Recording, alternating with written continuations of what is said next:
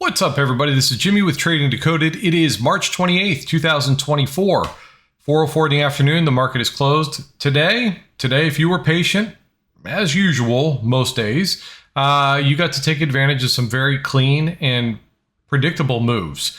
And obviously, later in the day, which we ended up cutting our trading room short today at noon because not a whole lot was happening.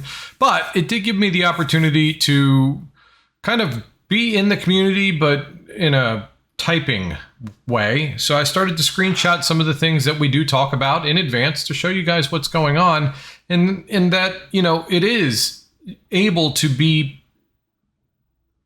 talked about in advance. Okay, not reasons to get into trades, but reasons to maybe get into trades or get out of trades or take profits or move stops, things of that nature, okay? Which is exactly what we do all day long in the community. However, before we get started, just want to let everybody know the annual discount code is active as of right now. Normally we have to wait till Monday or till midnight, but I'm not going to probably be awake to put that on. So it's open right now. If you want to take advantage of it, it is TD 2024 Q1. That's all we're going to say about that right now. And it ends in 3 days at 11:59 on the 31st. Okay, without further ado, let's go ahead and launch charts and see what was going on. We had pre-market range that was decent size, 45 cents or so, and we stayed within it for the most part. Now, I didn't feel really good about calls at 925 because we were running right into a very interesting resistance. We were right near the pink line, so I wasn't interested in calls. And quite honestly, the market's still very strong. We are very close to all-time highs. I'm not interested in puts unless very specific things happen. Okay, number one, and the reason we took puts here, which didn't pay that well because we were hoping for a bigger move to the downside, was a breach of support on Qs, right? The one thing that we talk about all day long is if Qs are moving down, that would be, in fact, we talked about this at 9:25 this morning. I'd be interested in puts only if the Qs were dropping in the morning. That's it. There was no other reason. SPY wasn't going to be the reason I took it. Some level being breached wasn't the reason I was going to take it. It was strictly if Qs were selling off at open. They happened to sell off at open. We happened to jump into puts, and we were looking for a move down. Well, the problem was Qs made it right down to a line of support on the very next candle. So we can't ignore that, guys. I respect the Qs too much to do that. Now, you're going to see something new on this chart, something that I was making abundantly clear and obvious to everybody in the community when we decided to break for lunch, okay, which was right around 12 o'clock this afternoon.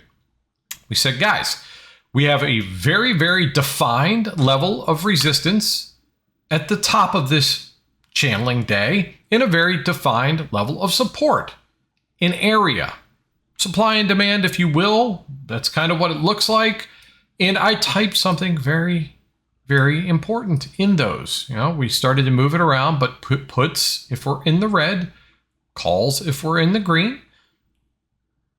Take profits if we get to the red and you're in calls. Take profits if we get to the near to the green if in puts. Okay? I wasn't going to sit around and watch a chart go sideways. I just gave you guys a defined area to watch out for. Okay, we recognized it up here early. Okay, clear levels of resistance for both SPY and Qs. We get in there, we play it down to support. Each one of these little circles here are exits based on the Qs hitting their next support level down. Okay, we have a very clear and defined level of support down here, which was our pre-market midline that you could have bought off of. I wouldn't have trusted it on the first move down, but we started to test that level over and over and over and over again and over again. Okay? Now, this doesn't need to be a long drawn out video. Okay? You either have conviction, you could see the chart, you could choose to not play anything, you could recognize when it was choppy, you could play areas of known resistance and known support. You could do whatever you want, okay? We had reasons to play calls. Breach of the call line was here, right up to first resistance Qs run into. You got to do that once, twice, same spot, same resistance. Okay. Now, after we drew these, because we took a vote and everybody suggested that we don't come back after lunch. And if you wanted to, I leave my chart up. You guys could still see it. But the thing we talked about, if you didn't want to play anything between these two zones, then wait for a break out of the zone and it will probably run pretty well. Okay? So, how do we avoid buying puts at a time that it might break out? Well, I'm glad you asked, because we're going to talk about that. And I'm going to show you exactly how you can tell when might be the time to skip buying puts when we touch that red zone versus when you might want to consider buying calls coming into that red zone. Or you could just wait for us to get above it or below the green one. That's all. Very simple rules. Okay? Now, you guys know about my 5-cent rule. If you watch my videos, you should. But every time we got within 5 cents of this or touched this area, we moved down 100% of the time. 100% of the time. So the question becomes, yes, I know we're trending up. But I also know that every time we touch that level, we rejected it. So why not take the chance? The beauty of buying a level like that is you have the ability to put a really tight stop in, because if it doesn't hold that level, it's going to go up decently, especially after being tested this many times and failing. It's going to take a good push of momentum to get through that block of sellers. And when it does, a whole bunch of sellers are going to turn into buyers and push the move up just like a squeeze. Okay? Now, and likewise, every time we got into this green zone or within 5 cents of it, we moved up out of it. Every time.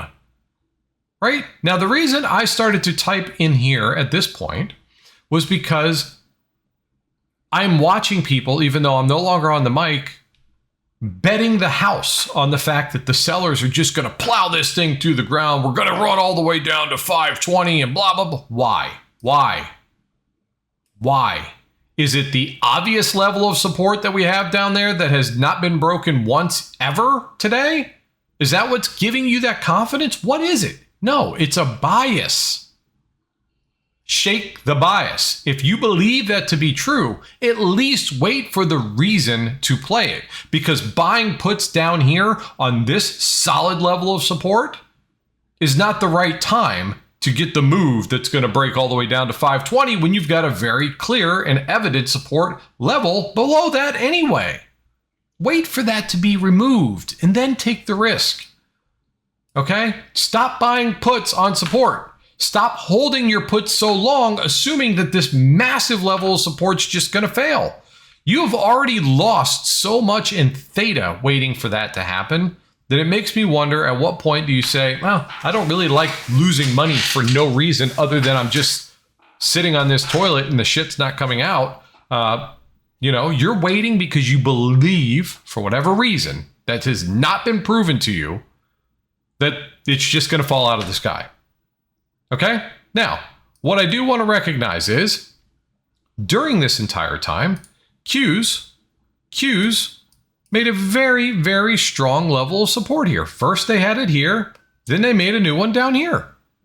Okay? Right here. SPY is not going to move lower if Qs don't. It's that simple. SPY is not going to move lower if Qs can't break this support.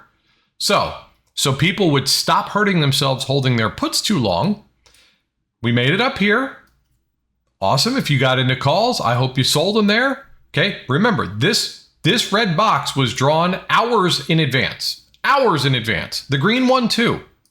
Just wanted to make clear and obvious zones for people so that they don't hurt themselves, right? Look at the time, 2:48. So at 2:48, wait, where is it? Right here. People were in puts up here. Good. Still waiting for the bottom to fall out. Guys, just a heads up. Here we are at 2:43. 2:43. Qs right on a support that has been holding all day. So I put it out there. Guys, Qs are on support. Be careful. Meaning definitely don't buy puts, but if you're in puts, maybe you want to consider taking some profits. Lo and behold, the support holds not only on SPY, but on Qs, and right up to the top we go.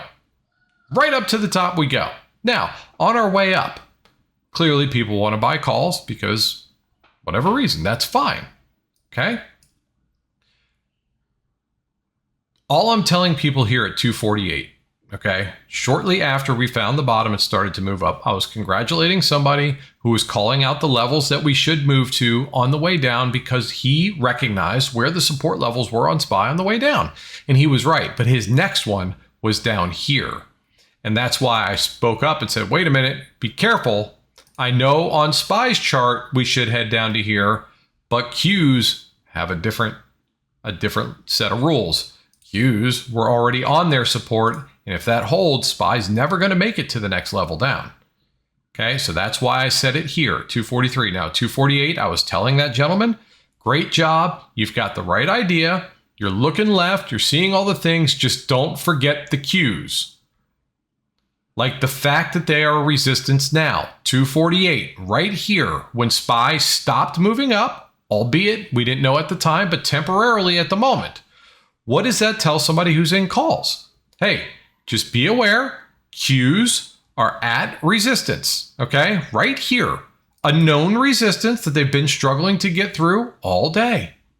But they had a a much stronger one up here at 444.35 that they were coming up to, pushing to, looking like they wanted to get through. Now that is a very strong resistance, very strong resistance. To which I say, we're at the resistance now.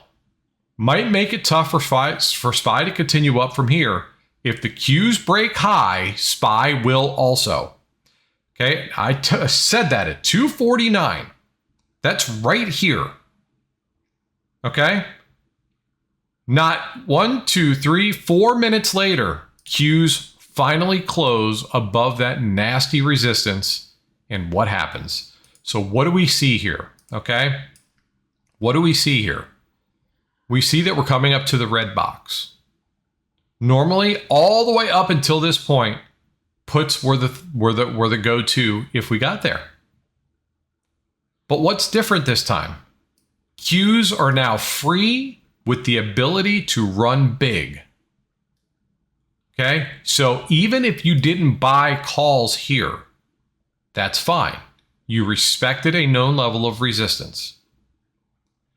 But the reason you don't buy puts here is because the Qs were telling you, just hold off. Just be patient. Let me do my thing first. You might be surprised as to what might happen. And lo and behold, we got to close above that line for the first time in a long time and shot up. A whole bunch of pent up energy, whole bunch of sellers finally accepting that they were no longer strong enough to hold that resistance line. They have to turn into buyers to get out of their trades. They squeeze the move up. It's very simple. Okay? Now, as we start moving up at 259, you're in your calls. Okay? Whether you got in because we closed above the red box, which is a great time to do it, or you got in early because Qs breached their resistance. Strong resistance. Whichever one, it doesn't matter. You got in a little earlier and aggressive, or you got in at a better time, more comfortable time. It doesn't matter. Or you didn't get in at all. Irrelevant. What's important is that at 259, Qs were right up against a level of resistance. Look at this over here. Okay. See this orange line here, guys? This area? I just put it out there. Hey, 259, Qs are up near resistance. Right over here. You might want to be careful. You don't have to get out of the trade. Just move your stop up. Move your stops up. You don't have to get out of the trade. Move the stops up, because if the Qs reject that line and they can't get through it, SPY ain't going to move up. All right? We had some people calling for 527 by the end of the day, which is fine, but you better make sure Qs get past that line first, because if they don't, I got news for you. SPY ain't going to where you think it's going to go. Okay? This is essentially SPY's boss right now. It is, whether you want to believe it or not. The Qs and the Magnificent Seven and tech is running the market. Okay? Don't ignore it. It's foolish to do so. So I'm not saying get out of the trade. I'm not saying sell your position. Definitely not saying go short. I'm just saying, hey, if you got in here or here, simply move your stops up in case this happens. Because this late in the day, this kind of pullback will have taken away every single penny of profit you may have had at that time. Pullbacks like this are catastrophic this late in the day. Catastrophic. All right. So we pull back. We turn that what was a seller zone, turned buyers because the buyers had to push through it, right back into support, old resistance, turn support. Now, I wouldn't have recommended buying anything in any of this, but if you just waited patiently for the break, for the reason to give it a try, you could have played a nice move at the end of the day and then protected yourself throughout the day. Yes, if you bought calls down here or whatever you did, every time we got cues back up to that line, you better have considered taking your profits because that's exactly where SPY was stopping every single time until it decided, hey, that's enough's enough. We're going to come down. And I had told everybody if we close back below 444.35, I definitely wouldn't consider calls anymore. Not saying puts, but I wouldn't consider calls. We never got a close below it, but we certainly, we did on the very last candle of the day. It was a nasty drop, which ironically, straight right through like a knife and straight into our zone down here. Today was just algorithmic trading today, folks. The algos were on. The big dogs took their early vacation, started last night, turned the algorithms on, and it just bounced between. That was less than $1 range, by the way. Those between these two lines right here, that's a 10-cent area. That's a 10-cent area. We were in a 97-cent range almost the entire day.